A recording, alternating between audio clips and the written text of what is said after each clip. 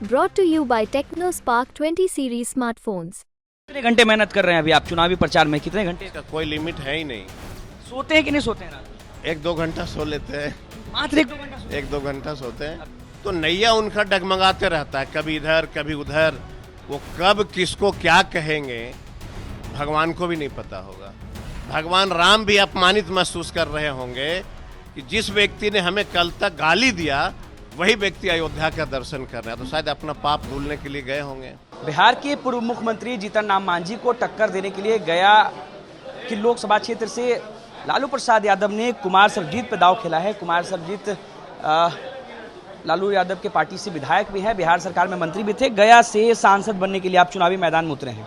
मांझी जी वो नाम जिसे कई सालों पहले आपके पिताजी ने चुनाव हराया, इस बार आप मैदान में हैं, कितनी चुनौती है?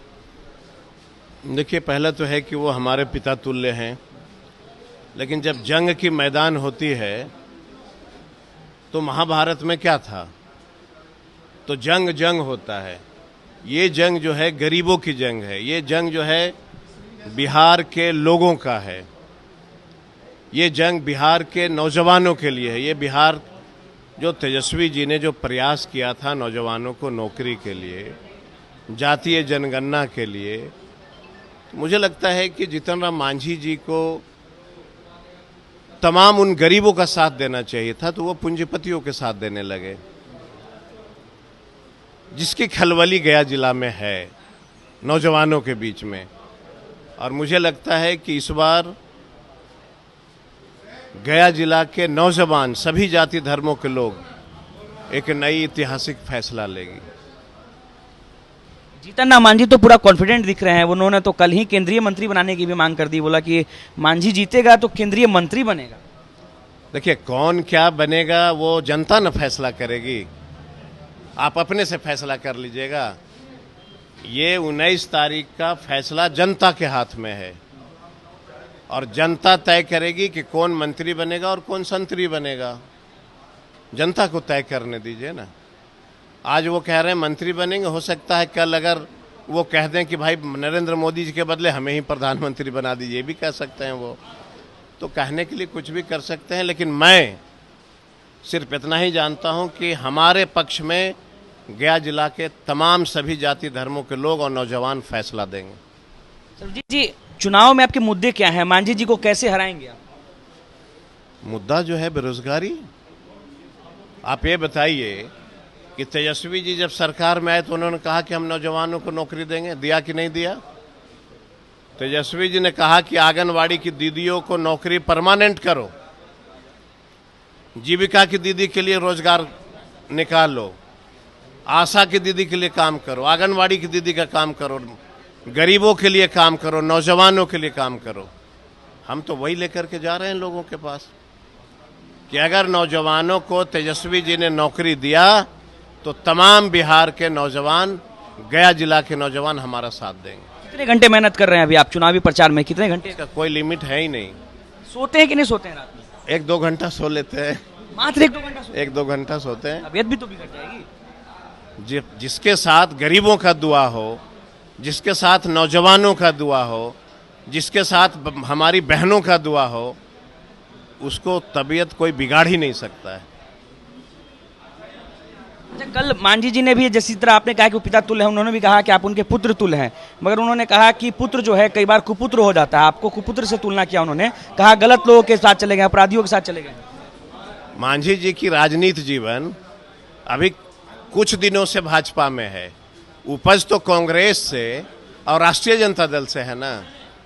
उनकी राजनीति जीवन की शुरुआत कांग्रेस, उसके बाद राष्ट्रीय जनता दल। तो वो कब जो है अपनी पूरी राजनीति जीवन जो है वो गलत पार्टी के साथ थे। जीवन की शुरुआत उन्होंने गलत पार्टी से किया। अभी 4 दिन पहले तक गया जिला का कोई ऐसा प्रखंड नहीं था जहां उन्होंने सम्मेलन नहीं किया ये कहते हुए कि सदन के अंदर हमको जो है नीतीश जी ने गाली दिया। तो क्या गाली आज अमृत हो गया 4 दिन में? तो ये आप पिता तुल्य हैं, आपको अब बच्चों को संस्कार देना है। आपने कहा कि हमको नीतीश जी ने अपमानित किया, हमको भरी सदन में गाली दिया, आज वही नीतीश की पूजा कर रहे हैं आप। तो उनकी कथनी और करनी ये पुत्र को समझ में नहीं आ रहा है। पूजा से याद आया, वो कहा करते थे कि वो राम को नहीं मानते हैं, लेकिन चुनाव में नामांकन करने से पहले वो अयोध्या गए और कल तो उन्होंने कहा कि वो कामाख्या, वैष्णो देवी, तमाम अलग अलग मंदिरों में गए। क्या कहेंगे इस पर? देखिए, वो क्या कब कहते हैं हमको समझ में नहीं आता है। मैंने एक देखा कि वो गया जिला के बिहार के ब्राह्मणों को गाली दे रहे हैं, कभी अपर कास्ट में भूमियार राजपूत को भी गाली दे रहे हैं। तो नैया उनका डगमगाते रहता है, कभी इधर कभी उधर। वो कब किसको क्या कहेंगे भगवान को भी नहीं पता होगा। भगवान राम भी अपमानित महसूस कर रहे होंगे कि जिस व्यक्ति ने हमें कल तक गाली दिया वही व्यक्ति अयोध्या का दर्शन कर रहा है, तो शायद अपना पाप धुलने के लिए गए होंगे। चलिए थोड़ी बात करते हैं प्रधानमंत्री की। प्रधानमंत्री की आज सभा हो रही है जमुई में और आने वाले समय में गया में भी सभा हो सकती है। क्या लगता है कितना इफेक्ट डालेंगे जब प्रधानमंत्री गया की धरती पर पहुंचेंगे? प्रधानमंत्री आए, स्वागत है, लेकिन गया जिला में उनको ये बताना पड़ेगा कि आप देश में जब से प्रधानमंत्री बने गया के नौजवानों के लिए कुछ विचार किया कि नहीं, नौकरी की विचार किया कि नहीं, गरीब महिलाओं के लिए कुछ किया कि नहीं, भगवान विष्णु और भगवान बुद्ध की पवित्र धरती को ऊंचाई तक ले जाने के लिए कुछ किया कि नहीं। ये जवाब उनको गांधी मैदान में गया जिला का यूथ ये सवाल पूछेगा। अंत में छोटे छोटे दो सवाल आपसे। चुनाव जीतने के बाद आपकी पहली प्राथमिकता क्या होगी गया के लोगों के लिए? नौजवानों को रोजगार, नौजवानों को नौकरियां, गया का विकास, भगवान विष्णु का धरती का विकास, भगवान बुद्ध के धरती का विकास, यही मेरी प्राथमिकता। और ऐसे भी मुझे लोग विकास पुरुष के नाम से ही पुकारते हैं। मैंने कहा ये चैनल वाले साथियों को कि गया के गांधी मंडप में उनको भी बुलाओ और हमको भी बुलाओ और डिबेट कराओ कि आपने राजनीतिक जीवन में गया के लिए क्या किया और मैं कहूंगा कि मैंने गया जिला के लिए क्या किया। तो डिबेट में आने के लिए तैयार ही नहीं है। डिबेट होना चाहिए ना। गया की जनता चाहती है कि हम दोनों नेता का जरा डिबेट सुने कि कौन व्यक्ति ने गया के लिए क्या किया, हम जवाब देंगे। तो क्या दिक्कत है डिबेट करने में? डिबेट करना चाहिए। हम तो कहते हैं कि भाई है मेरा संतोष छोटा, संतोष को भी बुलाइए, मांझी जी हमारे पिता तुल्य उनको भी बुलाइए और हमको भी बुलाइए और डिबेट कराइए कि क्या किया है राजनीतिक जीवन में गया के लिए। चलिए अंत में आखिरी सवाल, बिहार की 40 सीट में कितनी सीटें एनडीए जीत रही, कितनी सीट आप लोग जीत रहे? जनता को तय करने दीजिए और देखिएगा रिजल्ट, ये जनता तय करेगी। चलिए तो जनता तय करेगी बिहार के 40 सीट में कौन बाजी मारने वाला है। हमारे साथ गया से राजद प्रत्याशी कुमार सर्वजीत थे।